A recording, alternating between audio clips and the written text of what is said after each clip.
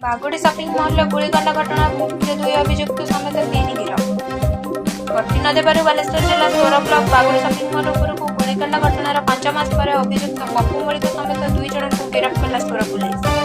अभियुक्त विभिन्न समय बंधुक देखे आतंक खेलुवा बेले तांका नाम 10 रु अधिक मामला रही जनापड़ी।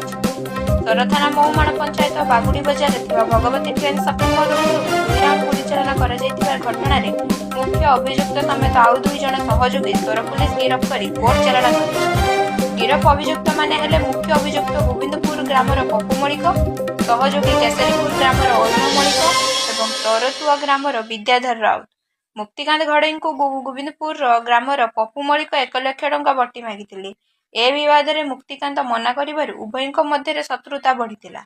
एहाकु नै पप्पू गत एप्रिल 29 तारिख रे संध्यारे शॉपिंग मॉल कर्मचारी माने महल रे थिबा बेले गोटे बाइक रे पप्पू मलिक 2 जन युवकों सहित आसी शॉपिंग मॉल उपरकू 2 राउंड गुली माड़ कर फेरार हो जाइतिले। आज सोर पुलिस गिरफ करिवार सफल होइछि।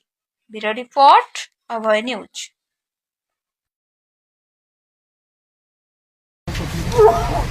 आगे जाओ